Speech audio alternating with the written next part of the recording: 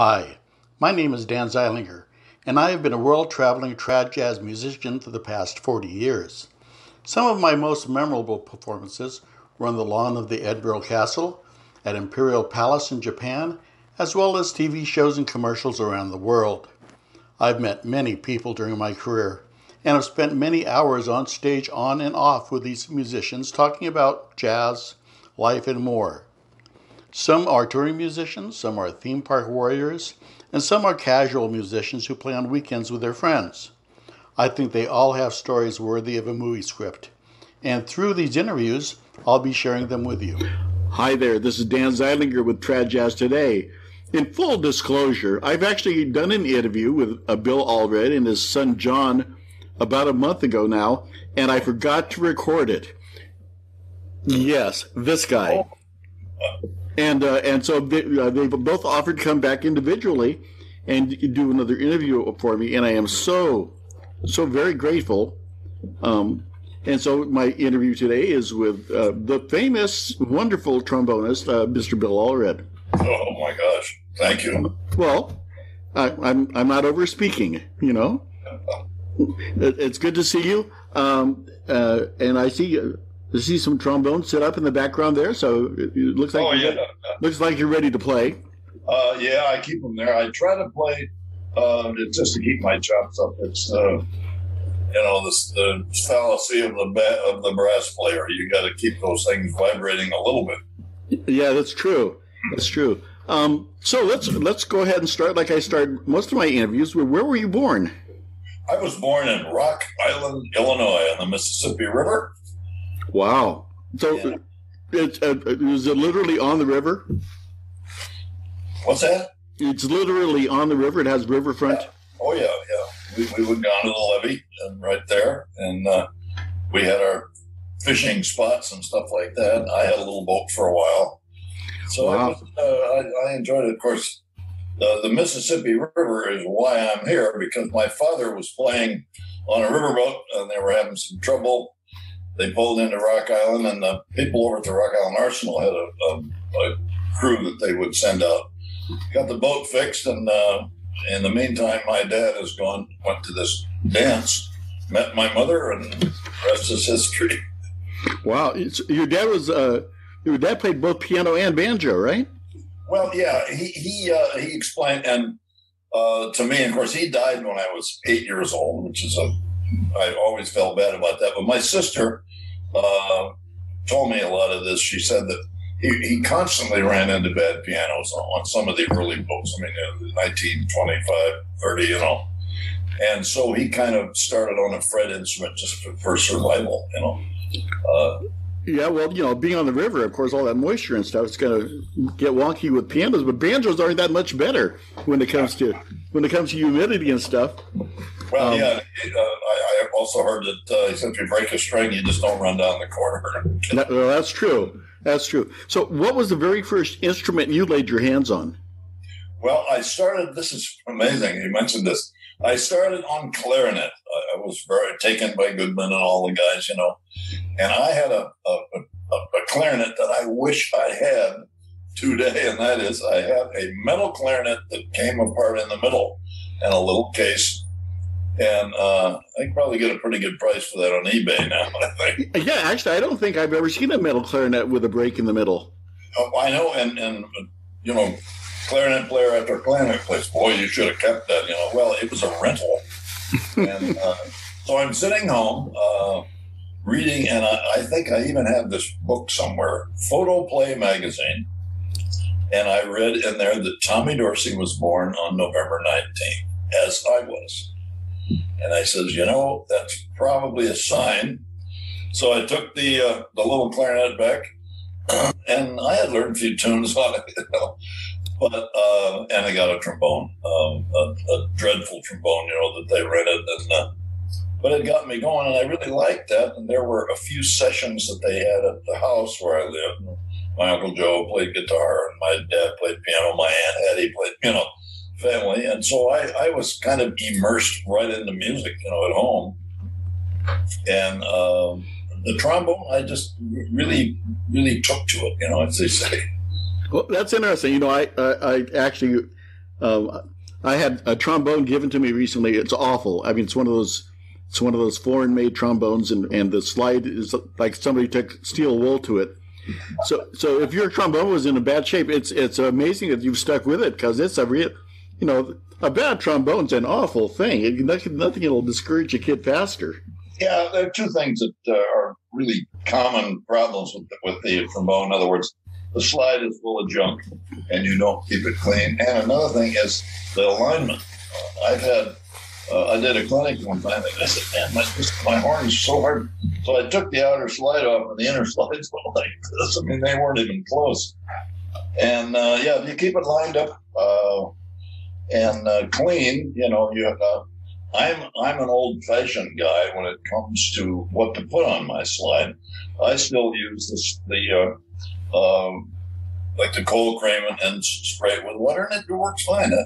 There's some other things that I think are good as well, but you get used to that. Oh yeah, they have all kinds of formulas and chemicals out now. I remember growing up, kids would have a jar of Palm's facial cream and a spray bottle in their case, and that was it. Yeah, and that's a common thing, and I know it's just a convenient way to do it, but they get a new horn or a rental horn, and they pour it full of trombone slide oil, It's okay for a while, but it's dirty. But I send my horn off to a guy up in North Carolina who's a slide guy, and he keeps me in going. So did you learn trombone through the school system? Was that something you took up in elementary school, or? I started. I had a method book that I got from somebody. I looked through that, but Rock Island High School had a 10th grade. I started playing trombone in 7th grade, which was at a junior high, and also they had a good instructor.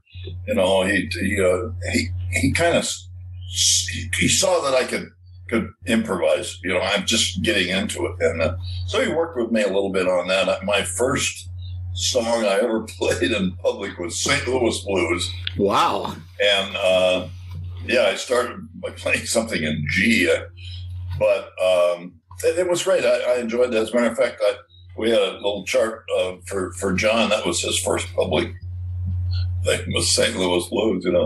Wow. And I was kind of into it then.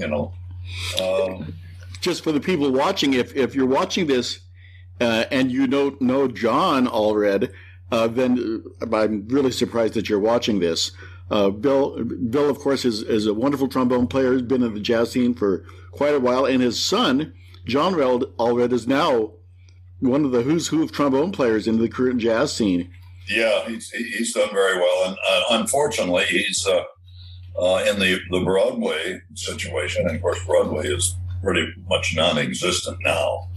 But he's patient. He puts some money aside, and he'll jump back into it. Good, as long as he's afloat. That's for people in our business. That's a very wise decision. Put away some money there. So. Oh, I know. And in New York, the union is more cooperative. You get some benefits there, and he's pretty happy camper. I wish it would restart, but don't we all? Well, what can I say? It's so fortunate you had a good teacher starting up. I taught high school for a while, and I would audition the freshmen. And I had this one young girl who's a trombone player, and first day of school, I went down the line with the trombone players, asking them to play a B-flat concert for a tuning note, and her sound was awful. And I said, do that again, and she went. I said, let me look at your horn. And she had been going all the way from 5th grade to 8th grade without a spit valve cork. Oh, my God. And none of her teachers recognized it. You kind of need that, Well, I just think it's funny that sometimes educators can be a kid's worst enemies when it comes to learning how to play an instrument, Well, the guy that was the band director at junior high, he said something once that I've never, ever forgotten, and that he says, he said, I hear the way you play, he says, you'll probably want to go into the business. I said, well, yeah, like my dad did, and his dad did. And so he said, well, here's what you got to remember. He said, these two tubes, and he pointing to my slide. He said, every note you'll ever need are on these two tubes. He said, you just have to find them. I've been hunting for them ever since. That is wonderful. Yeah, the other thing I like to tell my young trombone players is, if you didn't know it, you're playing a tuning slide. Especially if they come from a valved instrument to trombone. Or one thing about trombones is your positions are not fixed. It has to do with where your chops are and what the air is and all kinds of stuff. Well, and you probably will notice this in my playing. I take advantage of that, sharpening or flatting something or making it part of a trill. And I like that flexibility of the slide trombone. Now I've got a bass trumpet. I can play that. But I'm a slide guy. Yeah. I'm going to ask you a very much a nerdy question here for a minute, which is, do you play your first position all the way up or about a quarter inch away? I a little bit lower than that, because that just gives me some tuning ability, and right, it gives you a first position vibrato if you want to use a slide vibrato. Yeah, I do. If I get a first position note that I really have to milk it a little bit, I'll use some chin vibrato, or that works. That's the only limit. But and of course, past the slide is to most trombone players is no man's land. I remember there was I gotta remember this guy's name. He had the night band at Disneyland in Anaheim. Mm-hmm. I'll think of it before we get done. But anyway, he was an alternate position guy. I've seen him play a whole show between fourth and seventh. They're out there. And guys, I know Carl Fontana did a lot of that. Right, they'd use that extended harmonic series. Oh, this guy's with Lloyd Ulrich. Oh. But he used the name Elliot because nobody could pronounce his name right. Lloyd Ollier, right. Yeah, Ollier, and he was a master at that. He was up at Sun Valley one year, and my God, I couldn't believe it. He was there. He did a little clinic with just some tracks, but everything was out. I said, "How do you do that?" He says, "It takes a while." Yeah, he was a great guy. Then you got into high school. What was the name of your high school you were at? I went, of course, our high school started at 10th grade, 10, 11, 12. Right. And it was Rock Island High School. The band director was very good. Not a jazz guy, really, but they had a group there which started me playing in trad music in earnest. And it was called the Corn Band. And I guess in previous years, they dressed funny and did crazy stuff. But they kind of evolved into a pretty nice little trad group. I mean, tuba, banjo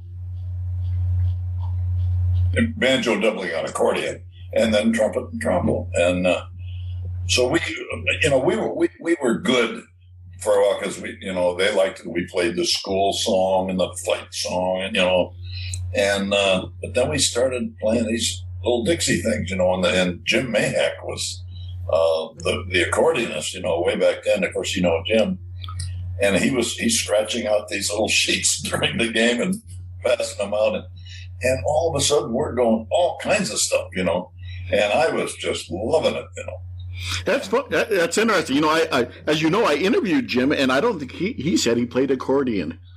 I'm going to have to next time I see him, I'm going to have to rake him over the grills for not mentioning that he's an accordionist. And it had a couple of keys that were sticking in the bass side, and he'd have to hit that, And the trumpet player, of course, he's dead. Mahak and I are the only survivors to that group. We had a clarinet player that would sneak in once in a while, play with us. So we tried to, we're doing like the normal jazz, me blues, Running Wild, Jada, and that period. And I'm just sucking it all in, So by the time I graduated from high school and went to the Navy, I was really, and in all modesty, really, really doing it, playing well, and having fun at it. I was telling somebody, I had when I went in the service, of course, you get a lot of free advice. The guy says, now don't join the boot camp band. This is up at Great Lakes or Chicago. I said, why? He said, well, sometimes the CO of your unit thinks you're doing that to get out of marching and stuff like that. It's okay, I won't. So I joined, I got in, did all my stuff, my marching, and oh God, boy. And my CO called me into his office. He said, hey, I understand you're quite a trombone player. I said, well, yeah, I work at it.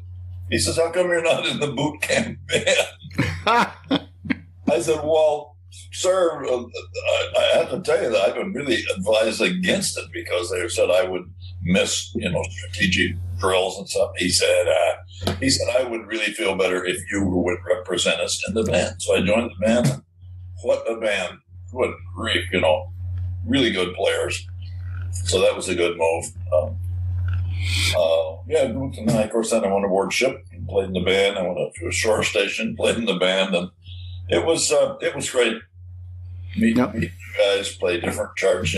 It's quite a learning process because I never went to college right out of high school. I just went in the Navy because obviously my parents had both died, and my uncle and his family, they had adopted me, and they were very nice to me.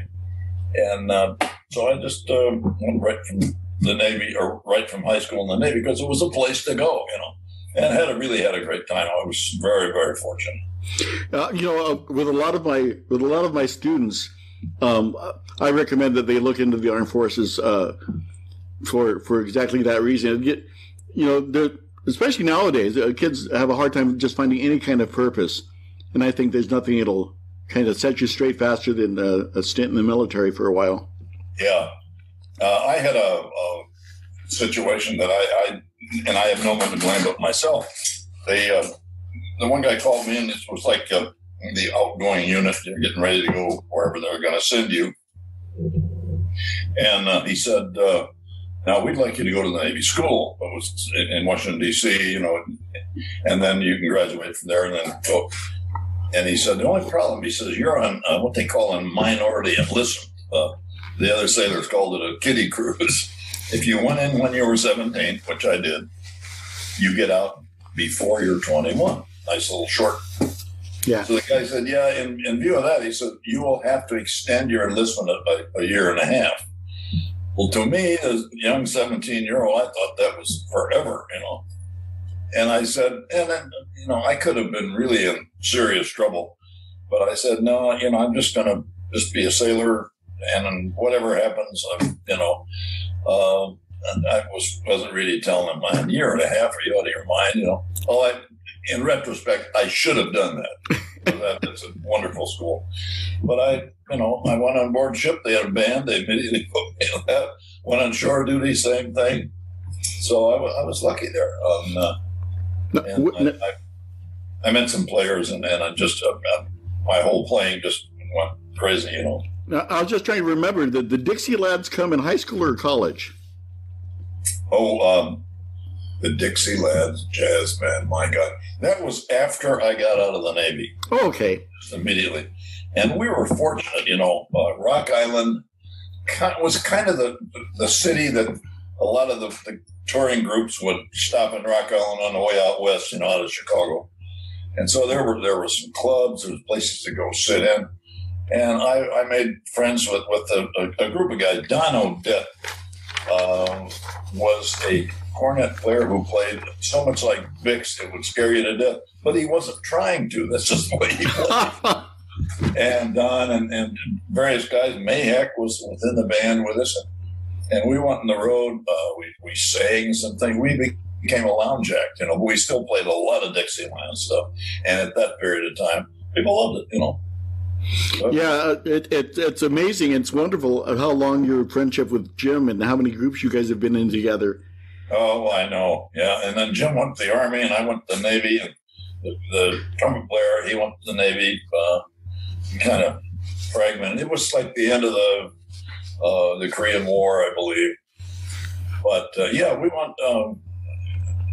I can't believe what we did. We'd sing four-way vocals. We'd play Dixieland, stuff like that, and but just straight ahead swing.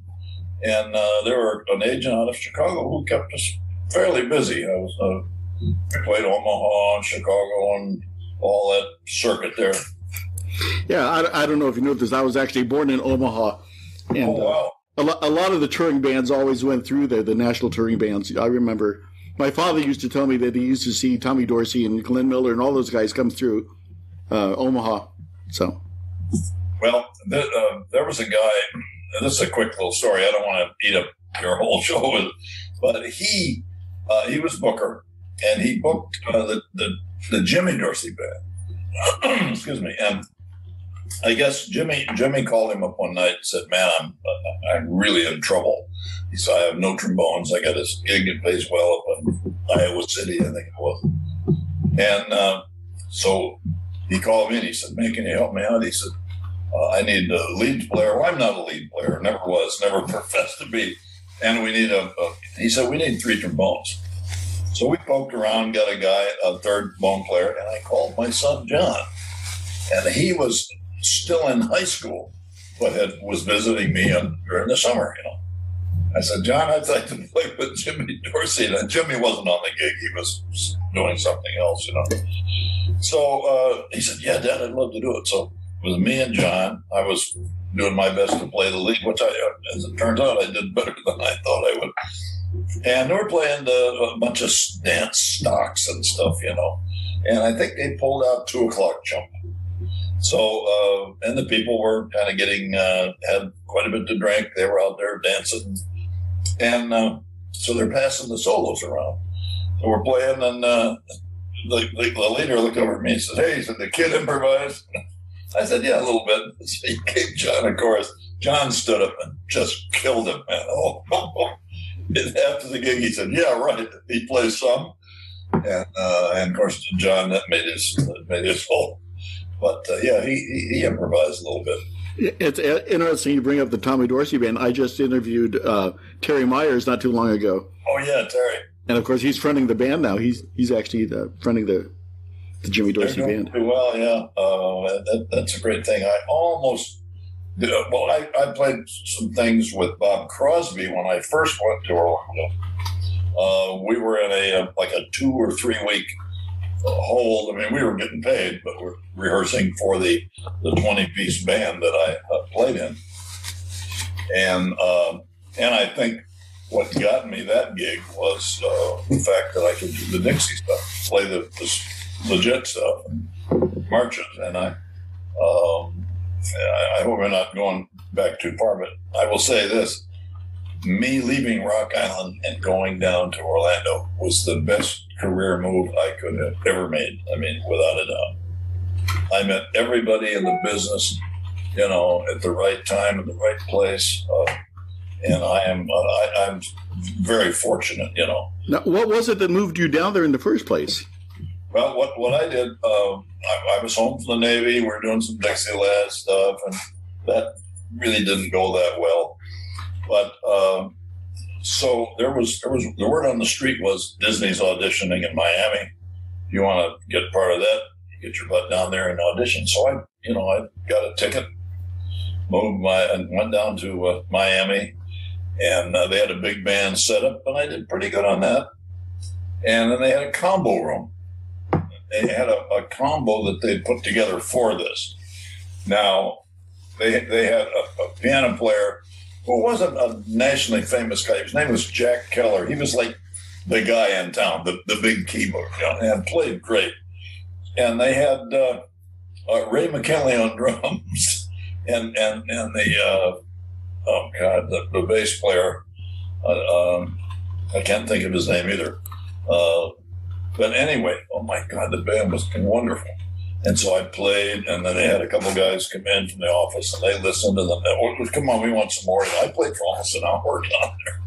And I felt really good. They didn't say, "Okay, you got the job." It was, a couple of months later, and I get a call from Disney and said, "Can you be available for the opening of Disney World?" And, October 1st, 1971 was the opening day.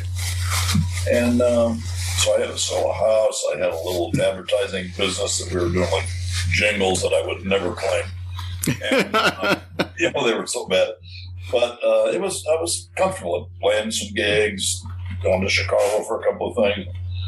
And so we moved. And but it was going from a little town where there was some things going on, but going down there where everybody that musically, Bob Cross was the entertainment director. Bob, former entertainment manager for the Shoreham Hotel in Washington, D.C. He knew everybody in the business, knew where to go. He immediately opened the Jazz Lounge at Disney. Was not Disney. It was like just a little offshoot place. And oh my God, then he booked everybody in the world. My son got to go here, got Clark Terry and Herbie and Carl. And so that was a good start. I would play in the big band during the day, marching around, and then the big band, they set this up so that there was a trad group and a polka band, and a sax quartet or quintet. And it was a good use of people, So I occasionally would go over to the Contemporary Hotel, which I wish they had more of these type rooms today. They had a nice restaurant. They had a dance floor.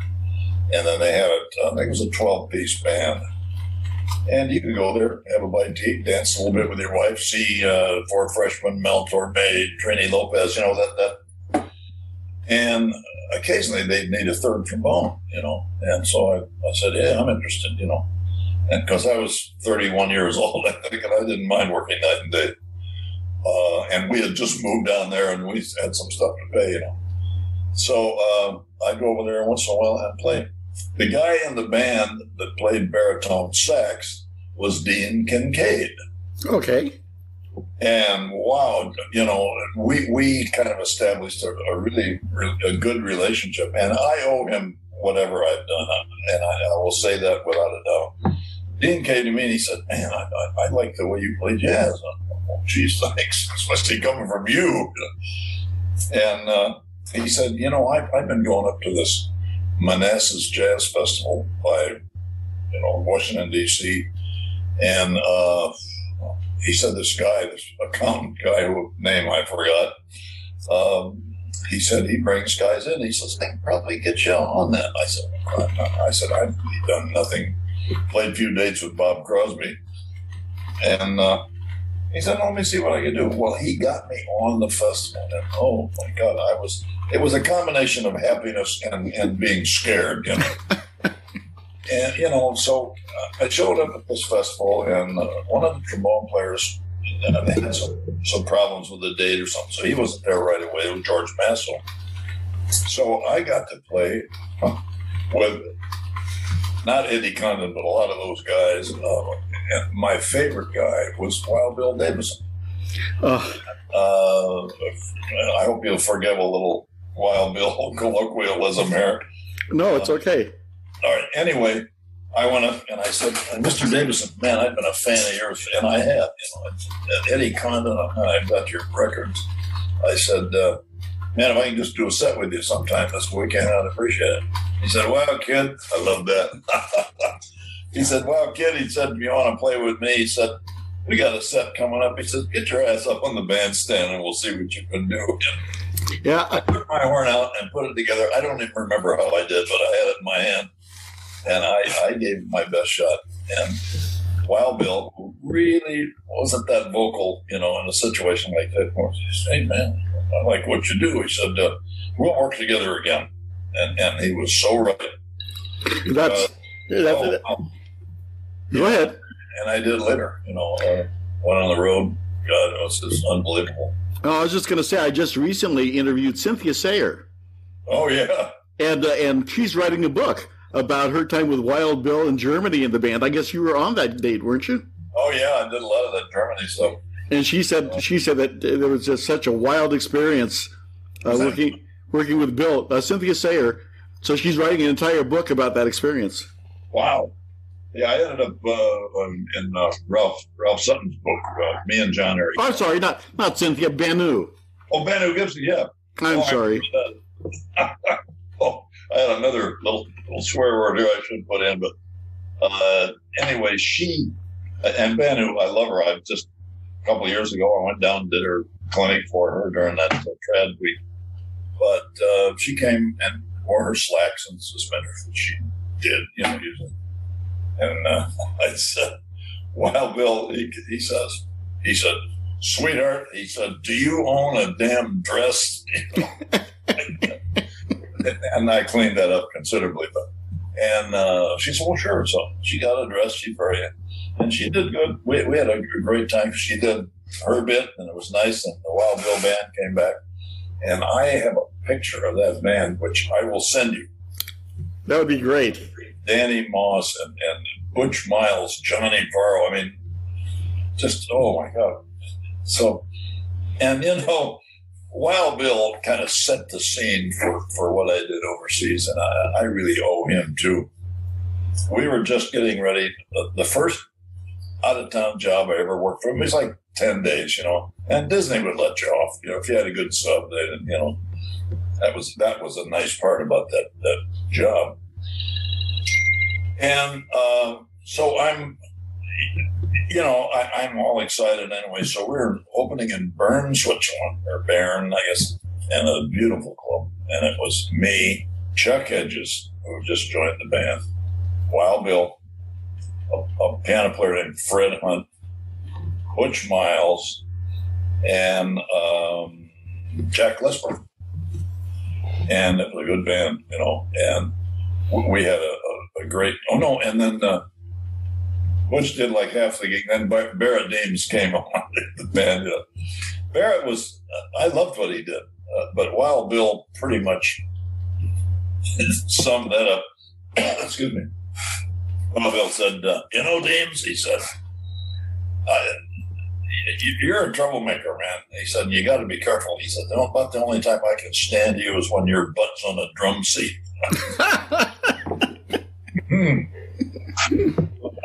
But Barrett was a lot of fun to play with.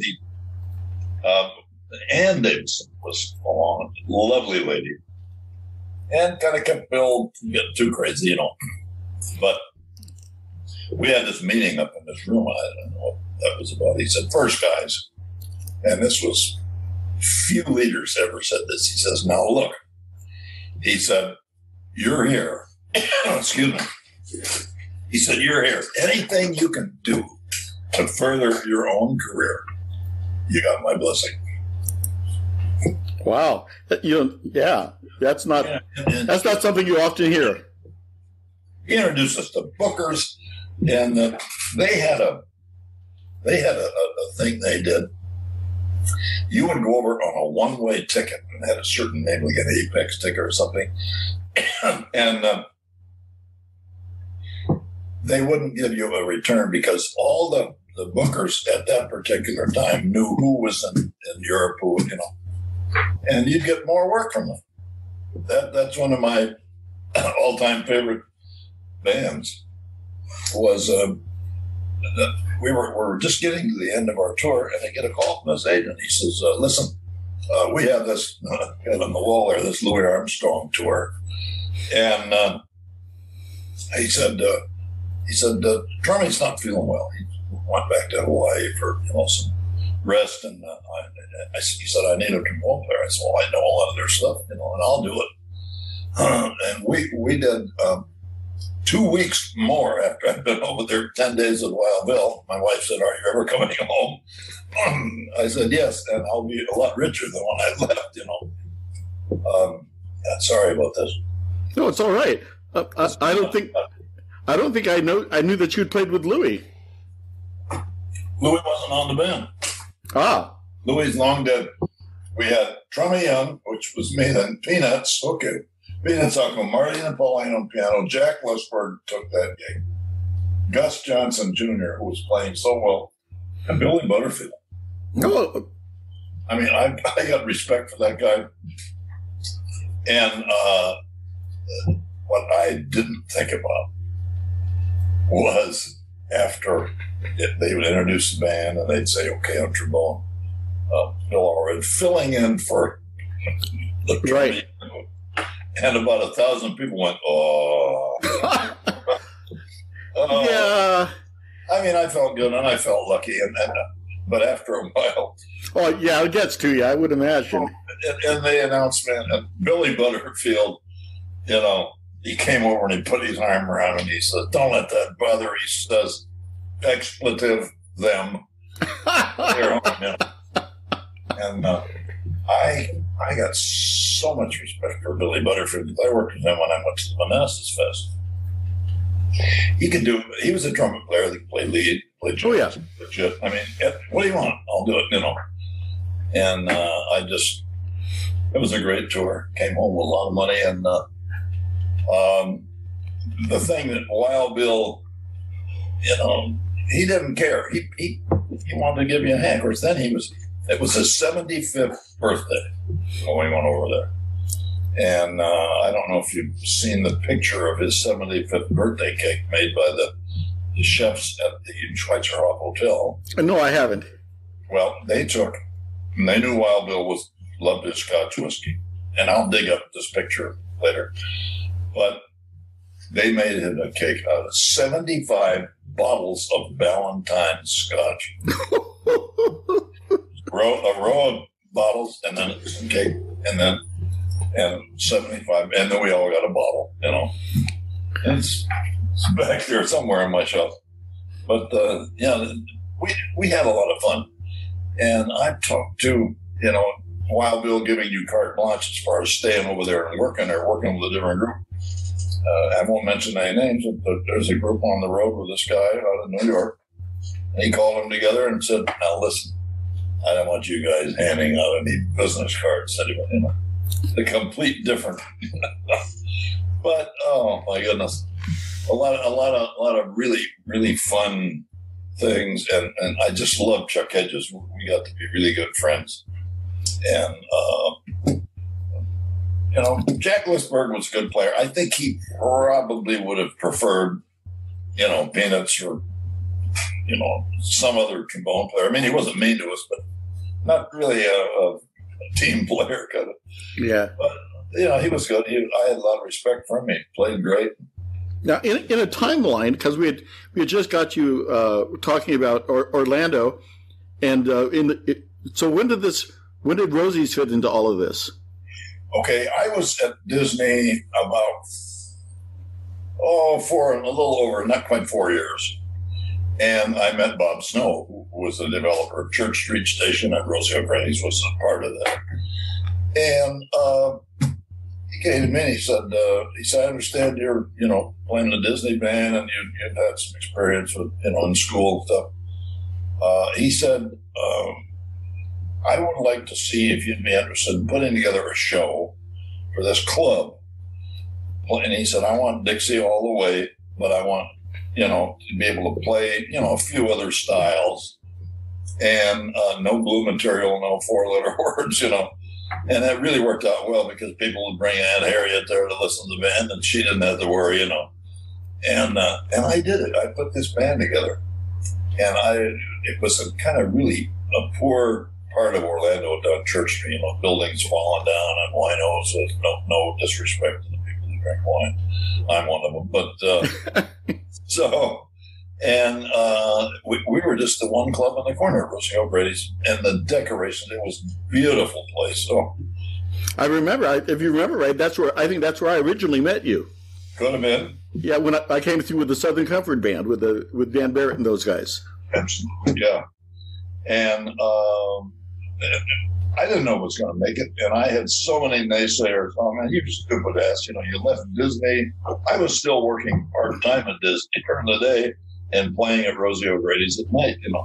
But we had lines around the block from day one. It was amazing. And the thing I did right, and I maybe shouldn't bring this in, but it's a little musical politics. When I was leading, I went from the marching band, and then I started leading the Pearly Band, which was from the movie Mary Poppins, Right, sure. That was Jackie Coon, right? Jackie led the Pearly Band out in Anaheim. Okay. And we put one together in Orlando, but and it was we learned supercalifragilisticexpialidocious, and that backwards, by the way, is docious aliexd, docious aliexp, and then fragicalirupus. We did those shows, and I think Bob caught a few, and I just kind of modernized them a little bit, did it with more characters and put more music, and so he said, I like what you've done. He said, anything that you need to discuss about he's talking the money was great, a little more than Disney. I said, Bob, I had a lot of trouble when I was working out at Disney, and I can't say bad things about Disney. They put me on the miserable map. I said, if you're a leader out there, you're a paper leader. You really can't do much. If you got a guy that is not liking what he's doing, you really can't do anything, I said, I'll work for you and I'll work my butt out for you. But I said, I have got to hire and fire. And we never had a trouble. I think one time a guy, and he came to me and he said, nah, this is not for me, And, but it was a really, really good band. We were so lucky with the caliber players, but Mr. Snow being a very good businessman and a good people guy. We had vacation, sick leave, the whole works, good money. So who was the band you put together for him?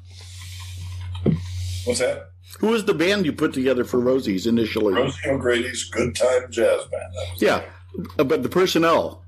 Oh, okay. We had myself, Boyd Bergeson was a banjo and guitar player, and then Warren Sauer on drums, who was just the perfect guy for that gig. Randy Morris on piano. I still work with those guys. Oh, yeah. And on the tuba was a frightening guy named Dave Ganna. I know Dave. Dave, and he had this electric tuba thing, and as it's found out, he really needed it because the noise in the place was unbelievable. And we had good singers, dancers. See, the secret of Rosey O'Grady's was the waiters and waitresses and bartenders took part in the show. Some were really good singers, dancers, and that really worked out well. And the people just loved it. Oh my God! Look at our waiters singing, stuff like that. So, and we had different guys come. Then we had to put a show together on Sunday night because they didn't want any dead nights there. So we had other people come in. And nice thing about it, they learn all the material, and if I needed to bring one of them up to the regular band, But on cornet was the problem. We had a guy named Van Crowell to begin with. I don't know if you ever met him. No, I hadn't. He was a total Wild Bill freak. He loved Wild Bill. Davison had one of his horns that he bought in a rock shop in New York. And he's the guy that came to me and he said, man,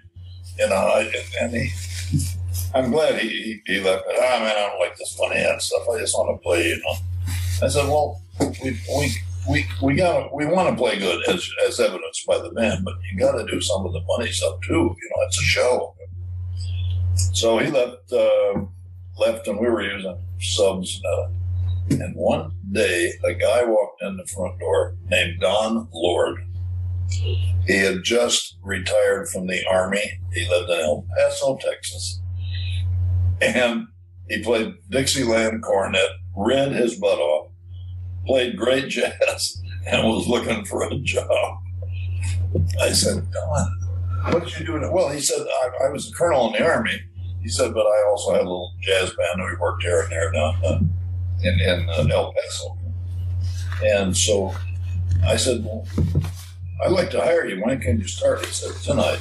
I hired the guy right away, and he was there for like 28 years or something like that. And he was just an amazing player. Died way too young. But so we had a good band, and then we had a lot of people who wanted to be in the band. So I never really had any personnel problems at all. And if you want me to say what happened to the band, I should probably tell you the whole story. We lasted. Bob Snow opened a place in Vegas, didn't do as good as he'd hoped, and so he was gone. And he had the ability. He had to be there and with him gone, the place is not really doing well. So different groups came along and bought it for a while and sold it. So we were having a big situation with the management about 4 jazz festivals that we had booked in the name of Rosey O'Grady's Good Hot Jazz Band. We did a few of those, and they were all for it. You can go out and do a festival and get paid. We'll bring your sub band in here for Sunday night. So, so I went to them. I said, look, we've got to do these festivals. They're money to us. No, you can't do that. And so I pulled most of the band out of there. And we went, our first festival was in Redding, California. And the doctor who owned that place, or was the booker, I guess. But anyway, so we did that.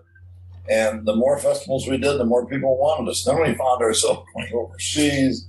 And it was the perfect time, Now, was that the classic band?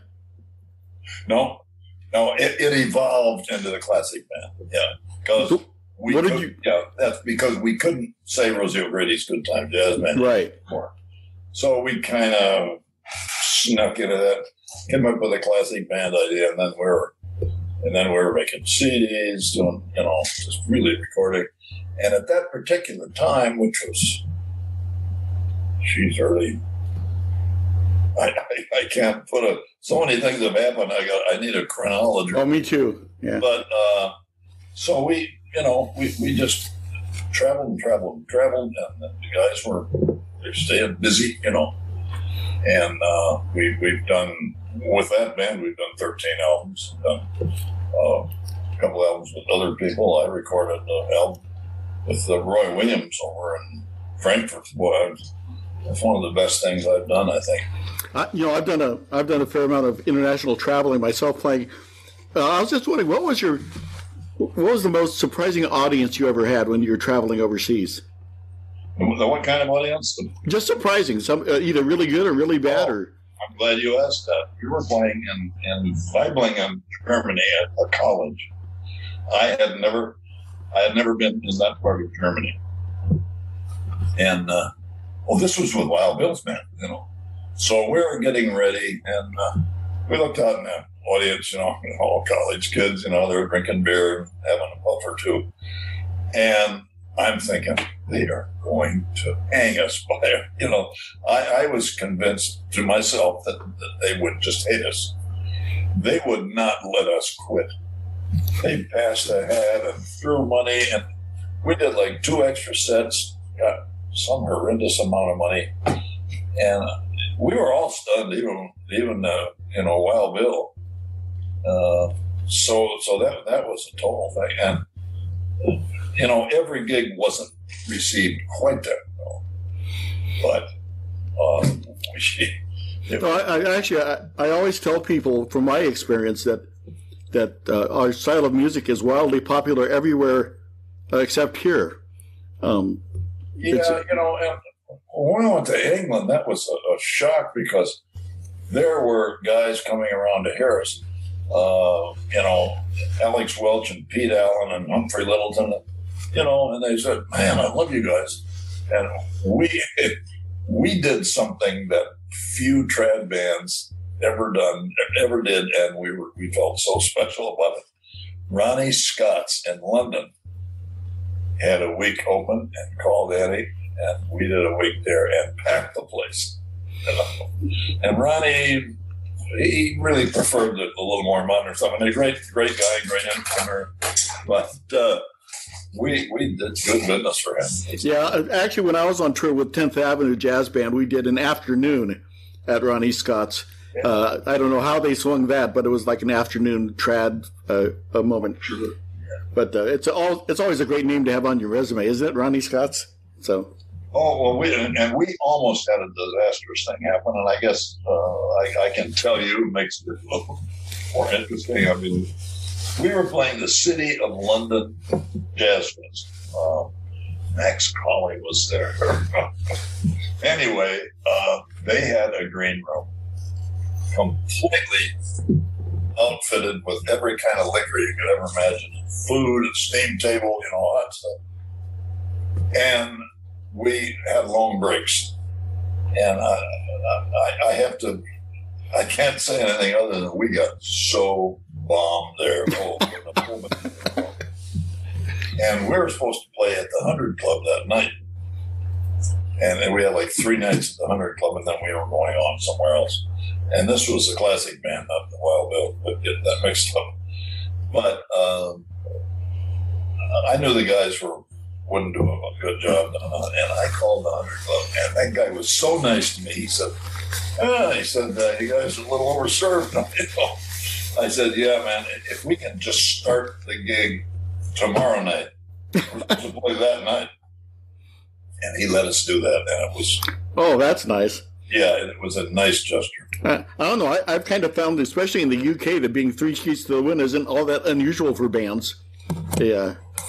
They like to tip a few over there.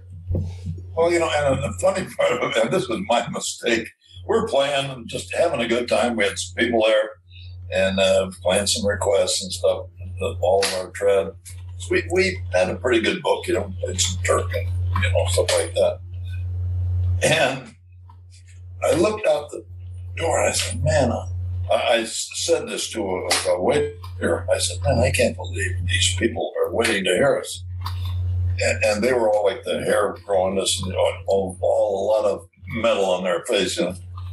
He said, you dumb expletive. He said, they're waiting for you guys to get done. They come in to hear the late night band. So that kind of took my... Yeah, that sometimes happens, but in a lot of my travels, I look out in the audience and see college age kids that are singing along with the Dixieland tunes. They know things like, I'll look out and they'll be singing Ice Cream, or they'll be singing, After You've Gone, and they'll be singing right along with the band. It's kind of cool to see. Have you done Asia? Have you been over to Asia with the classic band at all? The only thing we did a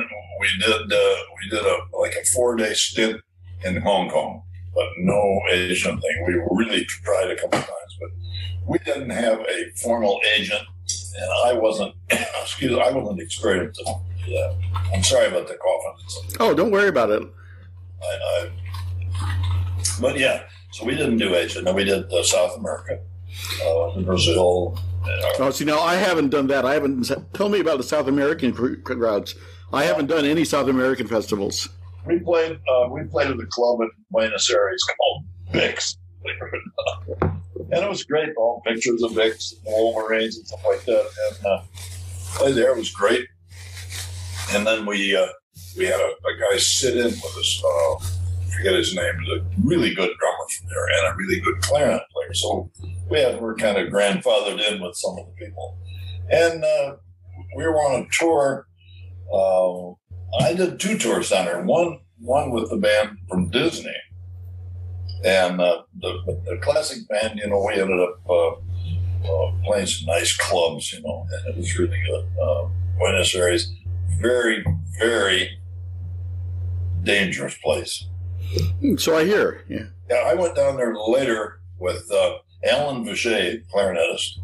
Put a big band together, and I was on it. We had a good trombone section. And Dave Steinmeier, and God, it was fun. But there were some people from New Orleans. I'm trying to think of all their names, but anyway, it's like a 6-piece band with the top guys, And they wanted to go to Ipanema Beach to see the beach. One guy had a pretty ambitious-looking camera. They went down there during the day. They were robbed at gunpoint. And they took everything, the cameras, and boy, they were wrecked, pretty wrecked. But that happens, there are places like that. Yeah, that's true. I had a little bit of a problem.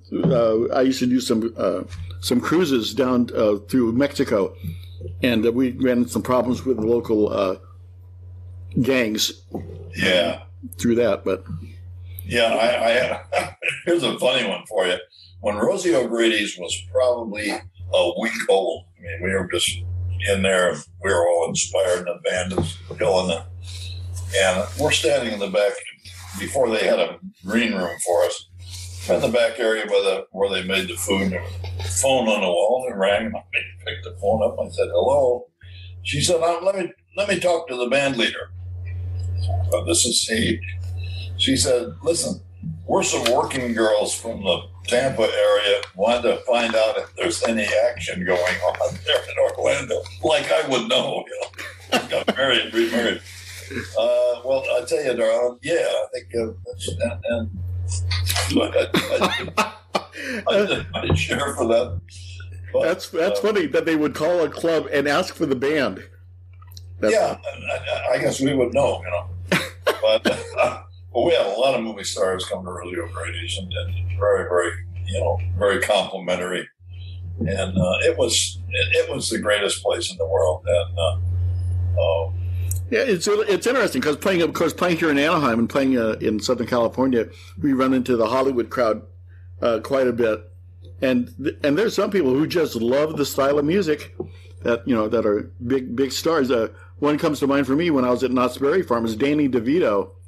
Oh my God! And his family used to come by the stage every time they were at the park and say hi, and it's always cool to see. Back in the late 70s or late 60s, excuse me. I took the kids out to Disneyland, and we went to. They were having Hemisphere at San Antonio, the big Space Needle and all that. And so I got to hear the early Pearly Band and some of the guys,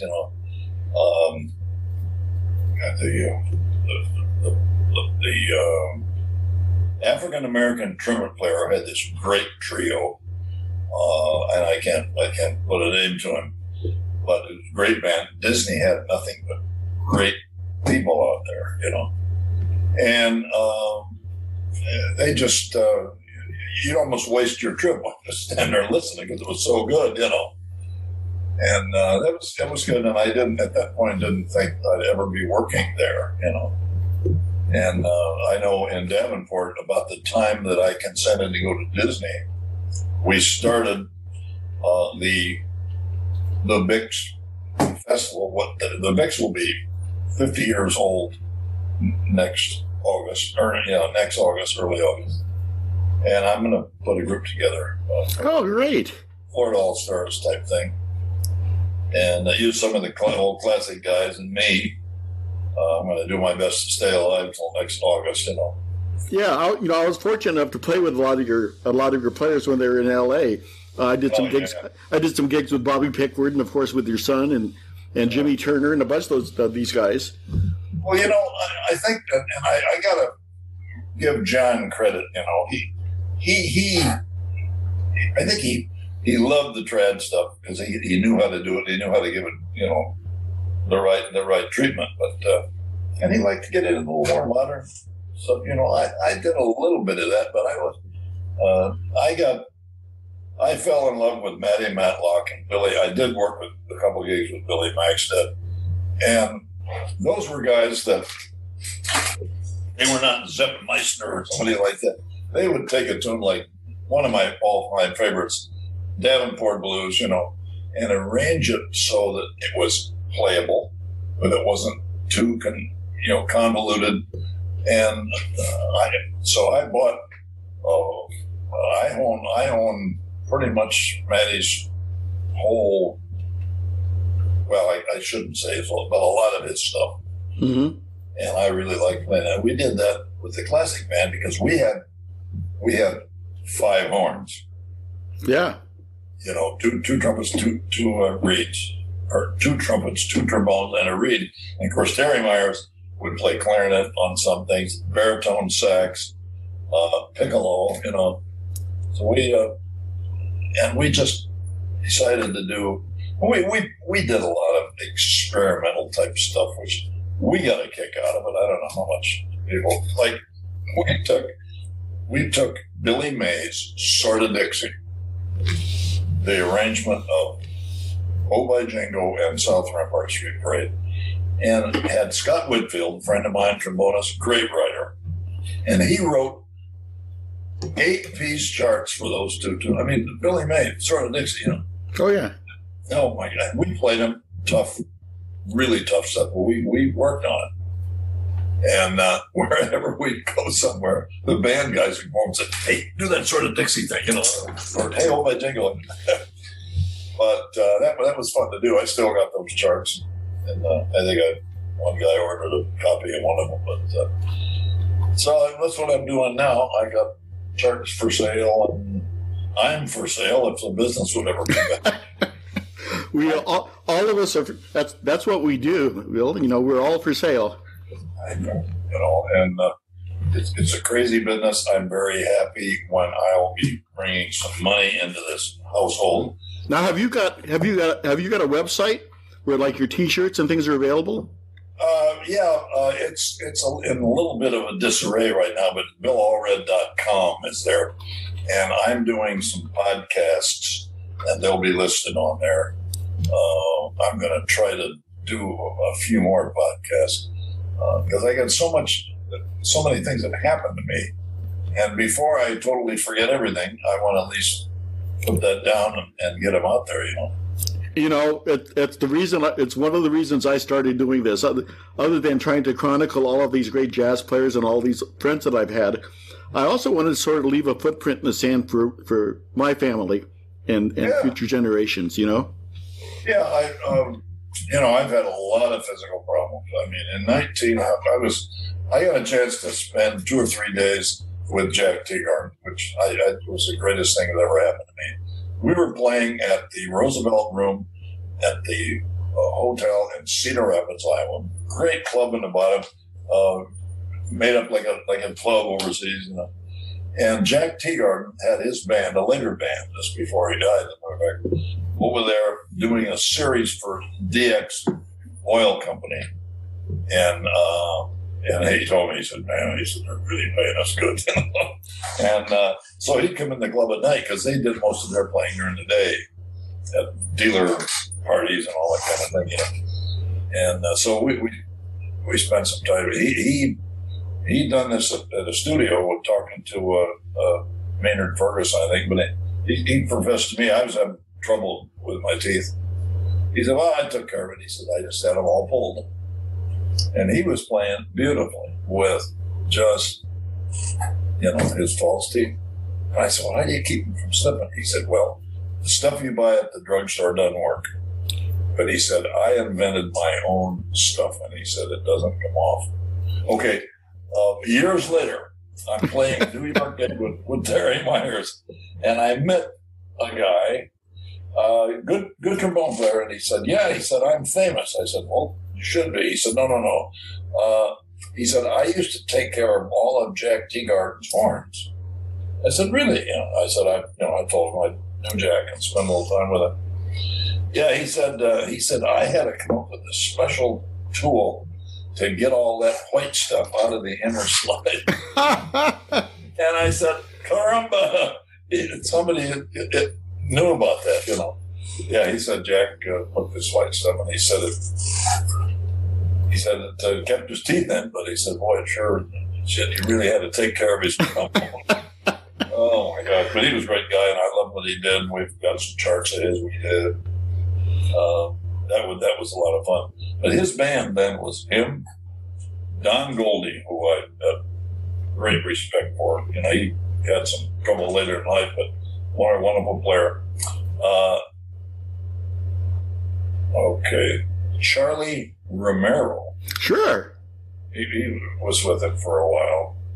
And then Don Ewell, Barrett Dames, and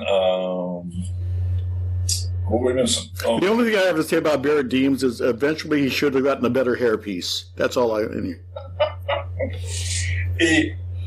I almost forgot about this. I hope I have never missed meeting too much. But so when we were over there during Christmas, Ann Davis decided that the Wild Bill band should have a gift exchange. So I drew Barrett's name. So I'm walking up down the streets in Bern, Switzerland, at this toy shop. I look in the window, and they had a little mannequin of Animal from the Muppets. You know, Sure. I bought that, give it to Barry. You would think I gave him the crown jewels. He loved that thing, and he glued it on his bass drum. Spring on it, you know. And he played it, he did it, you know. And he'd look over at me, that's me, you know. Oh, that was a lucky purchase. But he was a lot of fun to work with. He got us kind of kicked out of the one restaurant, but we went with him, you know. We didn't really have any pull there. Me and Chuck were the new guys, you know. Well, listen, Bill, I'm going to have to start wrapping this up. All right. And now I just have to nail John down to a new time. I'm sure he'll come along. He's so busy, even still. Would you enjoy having a few of these photos, like the birthday cake and all that? I have extra copies. I'll be happy to. But if you get a chance, just email your mailing address, because it would have to be sent that way. You know. Sure. And Sure. I'll make sure to do that. Boy, best of luck, best of health. I've always been such a huge fan ever since we first met, and I think most of my memories from you come from the Mammoth Lakes Jazz Festival. Oh, I know. And we spent so much. We have a brand new video coming out from Mammoth. The best thing we've ever done. That's excellent. And you'll get a copy. Okay, and that'll be available on.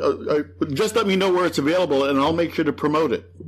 Okay, well, it's going to be after Christmas. It's called Mammoth Mountain Magic, and it's a video. We originally a tape, and Charlie Bertini, our audio wizard, and it's like 5.1 now. It's a DVD. You'll love it. Wonderful, great.